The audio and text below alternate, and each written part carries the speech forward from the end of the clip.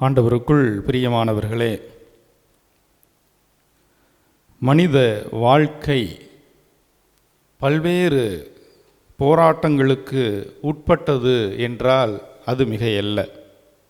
எவ்வளவோ சஞ்சலங்களுக்கு மத்தியில்தான் பிள்ளைகளாகிய நாம் வாழ்ந்து கொண்டிருக்கிறோம். நிறைய பேர் மன குழப்பங்களுக்கு ஆட்பட்டு இருக்கிறார்கள். நிறைய பேர் இந்த மன குமுறல்களுக்கு மத்தியில் வாழ்ந்து கொண்டிருக்கிறார்கள். நிறைய பேர் தங்களுடைய உள்ளத்திலே இருக்கிற அந்த வேதனைகளை, அந்த சொல்ல முடியாத அனுபவங்களை தாங்கி நிற்கிறார்கள். எப்படி இவற்றை மேற்கொள்வது, எப்படி இவற்றுக்கு மத்தியில் தன் வாழ்வை நகர்த்துவது என்ற அந்த எண்ணத்தை கூட தெரியாமல் விழிப்பிதுங்கி நிற்கக்கூடிய பிள்ளைகளை பார்த்திருக்கிறோம். கடந்த ஆண்டு குருத்து ஞாயிறு திருப்பலி முடிந்து ஒரு மகள் என்னை சந்தித்தாள். அவர் கேட்கிறார், என்னுடைய படிப்பு, என்னுடைய கல்லூரி வாழ்வு இவ்வளவு இக்கட்டான, இவ்வளவு கொடுமையான ஒரு காலகட்டமாக இருக்கிறது, எப்படி நான் இவற்றை மேற்கொள்வது தெரியவில்லை. பிள்ளைகளுக்கு தெரியலை எப்படி இந்த போராட்டங்களுக்கு மத்தியில் வாழ்வது.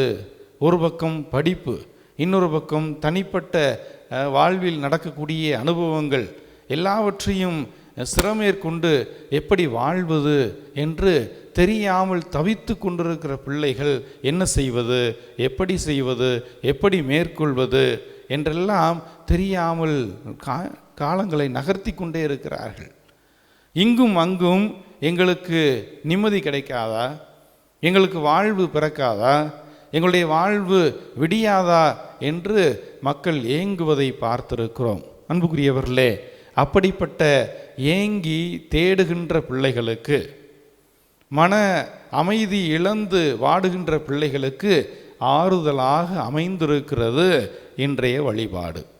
டிசம்பர் மாதம் முதல் வாரத்தில் நாம் கேள்விப்பட்டிருப்போம் அல்லது பார்த்திருப்போம். நிறைய பேர் அனுபவித்திருப்பார்கள். சென்னையில் ஏற்பட்ட பெரு வெள்ளம், 37-38 சென்டிமீட்டருக்கு மேலே ஓர் இரவில் கொட்டி தீர்த்த மழை. நிறைய மக்கள் அதில் ஆட்பட்டு சிக்கியிருந்தார்கள். நிறைய பேர் தங்களுடைய உறவுகள், தங்களுடைய உடைமைகள் இழந்த சூழலை பார்க்கிறோம். அப்படியாக ஒரு மகள், தன்னுடைய இருப்பிடம் இடிந்து போன நிலை, முழுவதுமாக மூழ்கிய சூழல், நிறைய உடைமைகளை இழந்து போனார். எங்கு நிற்கிறோம் என்று தெரியாமல், திக்கு தெரியாமல் என்று சொல்வோமே, அப்படிப்பட்ட ஒரு சூழலில் இருந்த ஒரு மகள். அன்புக்குரியவர்களே, இந்த மகள் தான் சிறுக சேமித்த அந்த பணத்தின் வழியாக அவர் வாங்கியிருந்த நகை, இவை பறிபோன ஒரு சூழல். எங்கு சென்றது? இதை வைத்து தான் தன்னுடைய மகளினுடைய படிப்பு, திருமணத்தை செய்ய வேண்டும், ஏற்பாடு செய்ய வேண்டும் என்ற கனவை அவர் கண்டிருந்த அந்த சூழலில் அது காணாமல் போய்விட்டது, என்ன செய்வது என்று பரிதவித்து கொண்டிருந்தார் ஒரு பக்கம். ஆனால் மறுபக்கம் இந்த உடைமைகள் எல்லாம் பாழாகிவிட்டது, தன்னுடைய வாழ்வு எப்படி இருக்க போகிறதோ என்று அவருடைய முகத்திலே அந்த அங்கலாய்ப்பு தெரியவில்லை. ஒரு சில நாட்களுக்கு பிறகு அந்த தாய் இவ்வாறு பேட்டி அளித்ததாக நான் வாசித்தேன். எப்படி இந்த இக்கட்டான சூழ்நிலையிலும் நீங்கள் உங்களுடைய இந்த மன குமுறலை அல்லது மன சஞ்சலத்தை வெளிப்படுத்த முடியாமல் எப்படி நீங்கள் சரியாக கையாண்டீர்கள் என்று கேட்கப்பட்ட கேள்விக்கு அவர் சொன்னார், இது நான் பாடுபட்டு சம்பாதித்த பணம், எங்கிருந்தும் நான் அடித்து பிடுங்கவில்லை, இது நான் சிறுக சேமித்து வைத்தது, நான் என்னுடைய உழைப்பினால் பெற்றுக்கொண்டது. எனவே இந்த உழைப்பை ஆண்டவர் நிச்சயமாக பார்ப்பார், இந்த உழைப்பு வீண் போகாது, இந்த உழைப்புக்கான அந்த வெகுமதி எனக்கு கிடைக்கும், அது நிச்சயமாக என் கைக்கு வந்து சேரும். இதன் வழியாக என்னுடைய மகளுடைய படிப்பை நான் மேற்கொள்ள முடியும், என் மகளுக்கு தேவையான அந்த திருமண காரியங்களை எடுத்து செய்ய முடியும் என்று அந்த மகள் வெளிப்படுத்தி கொண்டே இருந்தார். பிரியமானவர்களே, இந்த மகளின் நம்பிக்கை, இந்த மகளிடம் இருந்த அந்த தைரியமான ஒரு மனநிலை, காணாமல் போன அந்த நகை மீட்கப்பட்டது என்பதை நாம் அறிகிறோம். ஒரு இஸ்லாமிய சகோதரர் உதவி செய்ய வந்தவர், அந்த வெள்ளத்தின் நடுவிலே மாட்டிக்கொண்ட மக்களுக்கு உதவி செய்ய வந்த நபர் சரியாக கண்டுபிடித்து காவல்துறை வழியாக இது உரியவரிடம் சென்று சேர வேண்டும் என்று இந்த மகளை கண்டுபிடித்து அவற்றுக்குரியவரிடம் கொடுத்த அந்த நிகழ்வு, ஒரு பக்கம் காணாமல் போன சூழல், எல்லாம் இழந்து போன சூழல், இப்படிப்பட்ட சூழ்நிலைக்கு மத்தியிலும் கூட அவர் அசராமல் இருந்தார். அங்கலாய்ப்பு சிறிதும் மற்றவராக இருந்தார். ஏனென்றால் நான் இவற்றை உழைத்திருக்கிறேன், இவற்றை உழைத்து பெற்றிருக்கிறேன், இது எனது மகளினுடைய எதிர்காலத்திற்கானது, இவற்றை நான் ஒருபோதும் நிச்சயமாக என்னிடமிருந்து யாரும் எடுத்துவிட முடியாது, பிரிக்க முடியாது என்ற ஆழமான உள்ளுணர்வு அவருக்கு இருந்தது. அன்புக்குரியவர்களே, அதன் காரணமாக அந்த நகை மீட்கப்பட்டிருக்கிறது. நல்ல உள்ளங்கள் அவற்றை மீட்டு அந்த தாயிடம் கொடுத்திருக்கிறார்கள். இதனுடைய பின்னணியில் நாம் பார்க்கக்கூடிய விஷயம், அங்கலாய்ப்பு இருக்கிறது, மன போராட்டங்கள் இருக்கிறது, குழப்பங்கள் இருக்கிறது, துன்பங்கள் வேதனைகள் இருக்கிறது, சஞ்சலங்கள் இருக்கிறது. ஆனால் இவற்றை எப்படி மக்கள் கையாளுகிறார்கள் என்பதை இந்த தாயிடம் இருந்து நாம் கற்றுக்கொள்ளுகிறோம்.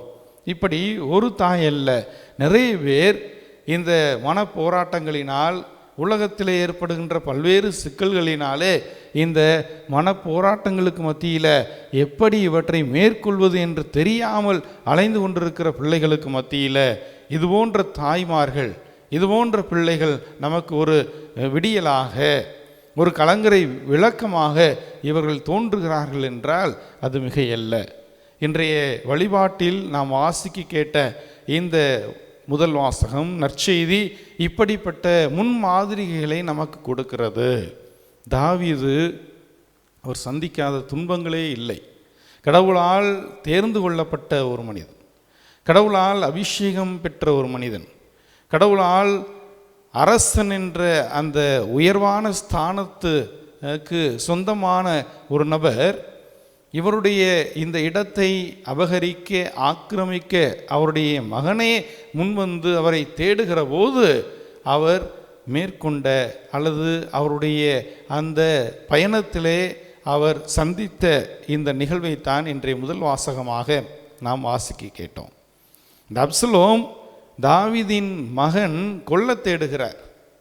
இந்த தந்தையை கொன்றுவிட்டு அரச மகுடத்தை தான் பெற்றுக்கொள்ள வேண்டும் என்ற ஆவல், அந்த ஆதங்கத்தில் அவன் தந்தையை துரத்துகிறான், வாழ்வினுடைய இறுதிக்கே துரத்துகிறான். எந்த அளவிற்கு தாவீது துயரப்பட்டார், வேதனைப்பட்டார், கண்ணீர் சிந்தினார் என்று இன்றைய முதல் வாசகம் நமக்கு பதிவு செய்கிறது. இப்படி அப்சலோம் ஒரு பக்கம் தாவீதை விரட்டி கொண்டிருக்கிற, தாவீதை பின்தொடர்ந்து அவரை இல்லாது செய்துவிட்டு அவருடைய அரச பட்டத்தை பெற்றுக்கொள்ள வேண்டும் என்று துடிதுடிக்கிற ஒரு மகனுக்கு முன்னால் செல்லுகிற அரசர் தாவீது, இன்னொரு புறம் சவுலினுடைய வீட்டார், குறிப்பாக இந்த சிமையி என்ற நபர் பழித்து உரைப்பதை பார்க்கிறோம். இரத்த வெறியனே என்று அவர் மீது இல்லாது பொல்லாதெல்லாம் சொல்லப்படுகிறது. இரத்த வெறியன், இவர் சவுல் இறப்பதை விரும்பாத ஒரு நபர் என்று பார்க்கிறோம்.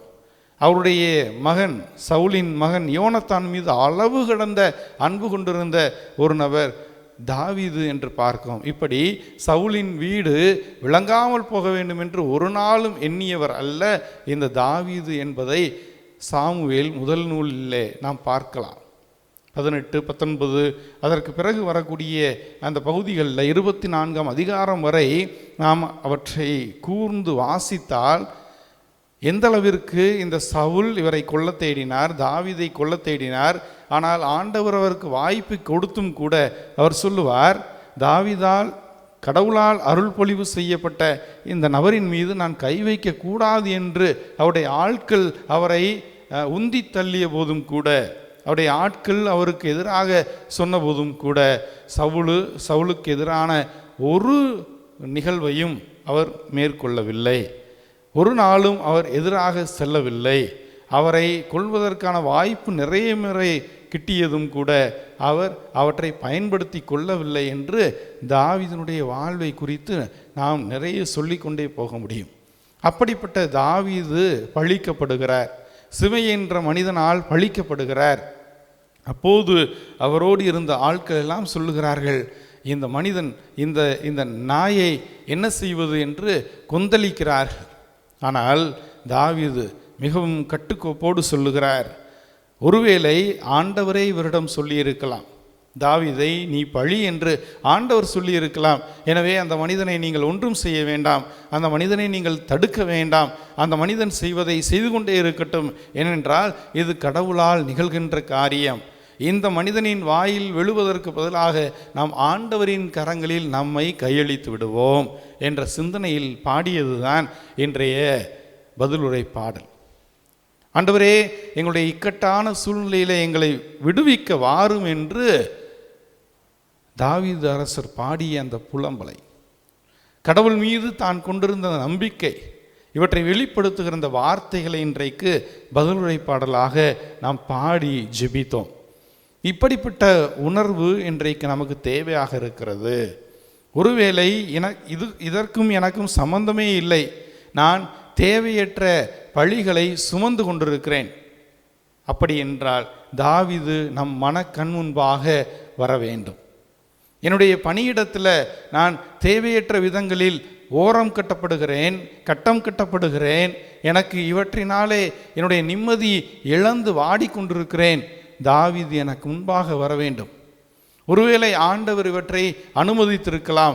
நான் ஆண்டவரின் கரங்களில் விழுகிறேன், ஆண்டவரின் கரங்களில் நான் விழுகிற போது ஆண்டவர் எனக்கு நன்மையாக காரியங்களை மாற்றி காட்டுவார் என்ற அந்த அசைக்க முடியாத ஆணித்தரமான உறுதியான நம்பிக்கையை வெளிப்படுத்துகிறார் தாவீது. இவற்றைத்தான் இன்றைக்கு ஆண்டவர் நம்மை நோக்கி சொல்லுகிறார், இவற்றை கடைபிடி, இவற்றை வாழ்வாக்கு, வேறு எதன் மீதும் நீ உன்னுடைய அந்த நம்பிக்கையை வைக்காதே, ஆண்டவரில் முழுவதுமாக சரணாகதி அடைந்துவிடு என்பதைத்தான் இந்த தாவீதின் வாழ்வு இன்றைய முதல் வாசகத்தின் வழியாக நமக்கு சொல்லி கொடுக்கிறது. நிறைய பேர் இவற்றை நாம் உள்வாங்குவது கிடையாது. என்னால் இந்த சூழலை எதிர்கொள்ள முடியலை, இந்த சூழல் ஏன் இப்படி எனக்கு வருகிறது என்று அங்கலாய்ப்பதைத்தான் கேட்டிருக்கிறோம். பிரியமானவர்களே, நமக்கு வருகின்ற சோதனைகளுக்கு மேலான சோதனைகளை அனுபவித்தவர் இந்த தாவீது அரசர். இந்த தாவீது அரசர் நினைத்திருந்தால் இந்த சிமையை என்ற பழித்த நபரை அவர் வெட்டி கொன்றிருக்கலாம், சவுலின் ஆட்களை வெட்டி கொன்றிருக்கலாம், தன்னுடைய மகனை கூட அவர் ஒழித்து கட்டியிருக்கலாம். ஆனால் அவர் அதை செய்யவில்லை. நாம் ஆண்டவரின் கரங்களிலே நம்மை கையளிப்போம் என்று அவர் சொல்லுகிறார். மீண்டு வந்த தாவீதை நாம் பின்னால் வரக்கூடிய வாசகங்களிலே வாசிக்க முடியும். இப்படிப்பட்ட உணர்வைத்தான் இன்றைக்கு ஆண்டவர் இதோ அங்கலாய்க்கிற பிள்ளைகளுக்கு சொல்லுகிற வார்த்தையாக நாம் பார்க்கிறோம். அங்கலாய்ப்பது மட்டுமல்ல, அங்கலாய்க்கின்ற அந்த உள்ளத்தை ஆண்டவருடைய கரத்தில் ஒப்பு கொடுங்க என்று ஆண்டவர் இன்றைக்கு நமக்கு முன்பாக சொல்லி கொடுக்கிறார். இன்றைய நற்செய்தியில் வரக்கூடிய அந்த மனிதன் பட்ட வேதனையைத்தான் இயேசு பார்க்கிறார். இந்த மனிதன் கூச்சலிட்டு கொண்டே, தன்னை கீறிக்கொண்டு, தனக்கு பல்வேறு காயங்களை ஏற்படுத்தி கொண்டு அந்த மலைகளில் ஓடுகிறான், அந்த வனாந்தரத்தில் ஓடுகிறான், மக்கள் புதைக்கப்படுகின்ற கல்லறைகளில் ஓடுகிறான், அங்கு வாழ்கிறான். அதுதான் அவனுடைய வாழ்விடம் என்று அந்த லேகியோனை குறித்து, நாங்கள் பலர் என்ற அந்த தீய ஆவி பிடித்த நபரை குறித்து இன்றைய நற்செய்தி பதிவு செய்கிறது. எப்படிப்பட்ட கடுமையான சூழலை அந்த மனிதர் சந்தித்திருப்பார். தீய ஆவி பிடித்திருந்த நபர் எவ்வளவு போராட்டங்களை சந்தித்திருப்பார். ஒரு பக்கம் சமூகத்திலிருந்து ஒடுக்கப்பட்ட சூழல், குடும்பத்திலிருந்து ஒதுக்கி வைக்கப்பட்ட சூழல், இப்படிப்பட்ட சூழ்நிலைகளை எல்லாம் ஆண்டவர் அந்த மனிதனை குறித்து பார்த்த உடனேயே அந்த தீய ஆவி வெளியேறுவதற்காக கட்டளையிடுகிறார். எந்த எதிர்பார்ப்பையும் ஆண்டவர் இயேசு முன்வைக்கவில்லை. மாறாக அந்த மனிதன் தன்னுடைய உள்ளத்தில், தன்னுடைய வெளிப்புறத்தில் கொண்டிருந்த பல்வேறு இக்கட்டான சூழ்நிலையை தான் ஆண்டவர் கண்டு அந்த தீய ஆவி பிடித்திருந்த மனிதனிடமிருந்து தீய ஆவியை ஓட்டுகிற இயேசு ஆண்டவரை பார்க்கிறோம். அந்த நபர் வேறு எங்காவது ஓடி இருக்கலாம். இயேசு வருகிறார், தன்னை நோக்கி வருகிறார் என்று நினைத்து விட்டு வேறு எங்காவது ஓடி இருக்கலாம். இந்த மனிதனிடம் வைத்து கொள்ளக்கூடாது, இவரிடம் இறை ஆவி இருக்கிறது, நாம் அருகில் செல்ல வேண்டாம் என்று தீ ஆவி தடுத்திருக்கக்கூடும். ஆனால் அந்த மனிதர் இயேசுவை நோக்கி வந்தார் என்று வேதம் சொல்லுகிறது. இயேசுவை நோக்கி வரக்கூடிய பிள்ளைகள் எளிதாக இந்த உலகம் தருகிற பல்வேறு இக்கட்டான சூழ்நிலைகளிலிருந்து மீண்டு வருவதற்கான அந்த உத்வேகத்தை, அந்த உற்சாகத்தை ஆண்டவர் நமக்கு கொடுக்கிறார். எப்பொழுது தாவீது ஆண்டவரின் கரங்களில் விழுந்தபோது, இந்த தீ ஆவி பிடித்த மனிதன் இயேசுவை நோக்கி வந்தபோது, இந்த இக்கட்டான சூழ்நிலைக்கு தீர்வு இயேசுவிடமிருந்து கிடைக்கிறது என்ற நம்பிக்கையை பதிவு செய்கிறது இன்றைய வழிபாடு. எனவே பிரியமான பிள்ளைகளே, என்னுடைய குடும்ப வாழ்வில், என்னுடைய தனிப்பட்ட வாழ்வில், சமூகத்தில் இவ்வளவு அயோக்கியத்தனங்கள் நடக்கிறது, மதத்தின் பெயரால் இவ்வளவு கொடுமைகள் செய்கிறார்கள், இவ்வளவு ஆர்ப்பாட்டங்கள் எல்லாம் நடக்கிறது, மக்கள் நிம்மதியாக வாழ இந்த இந்த இந்த இந்த பிள்ளைகளெல்லாம் அனுமதிக்கலை என்று ஆதங்கப்படுவதை விட்டுவிட்டு, அங்கலாய்ப்பதை விட்டுவிட்டு, ஆண்டவரின் கரங்களிலே நாம் ஒப்பு கொடுக்க ஆண்டவரின் மாட்சிமையும் மகிமையும் நம் வழியாக நிறைவாக வெளிப்படும் என்ற நம்பிக்கையை நாம் பெற்றுக்கொள்கிறோம். இந்த சிந்தனையிலே தொடர்ந்து பயணிப்போம். ஆண்டவர் இந்த திருப்பலியின் வழியாக அங்கலாய்க்கிற உள்ளங்களுக்கு அனுதாபத்தை தருவாராக. அங்கலாய்க்கிற உள்ளங்களுக்கு ஆண்டவர் தாமே இறங்கி வந்து விடுதலையை கொடுப்பாராக. அந்த தீய ஆவி பிடித்த மனிதனுக்கு கொடுத்த அதே விடுதலை தாவீது கடவுளின் கரத்திலே தன்னை ஒப்பு கொடுத்ததற்கு பிறகு அவர் பெற்றுக்கொண்ட மாட்சிமையை இதோ நாமும் பெறுவதற்கு ஆண்டவர் நம்மை அழைக்கின்றார். இந்த திருப்பலியினுடைய ஆசீர்வாதம், இந்த திருப்பலியின் அபிஷேகம் இதற்கு நமக்கு நிறையவே உத்வேகத்தை தருகிறது, நிறைய உற்சாகத்தை கொடுக்கக்கூடிய ஒரு மகிமையான தலத்திற்கு வந்திருக்கிறோம். ஒரு மகிமையான வழிபாட்டிலே பங்கெடுத்து கொண்டிருக்கிறோம். இந்த ஆசீர்வாதத்தை, இந்த அபிஷேகத்தை நாம் பெற்றுக்கொள்வோம். இந்த உலக காரியங்கள் நம்மை வீழ்த்த முடியாது, இந்த உலக போராட்டங்கள் நம்மை பின்தள்ள முடியாது.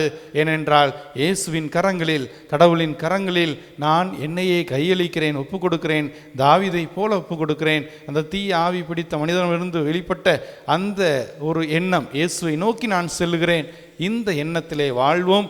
அந்த எண்ணத்தை வளர்த்து கொள்வோம். அந்த எண்ணம் நல்ல எண்ணமாக, கடவுளை நோக்கிய எண்ணமாக இருக்கிற போது நமக்கு ஏற்படுகிற போராட்டங்களிலிருந்து விடுதலையை நாம் பார்ப்போம். அந்த ஆசீர்வாதத்தை ஆண்டவர் இன்றைக்கு தரப்போகிறார். நாம் தொடர்ந்து ஜெபிப்போம். ஆமேன்.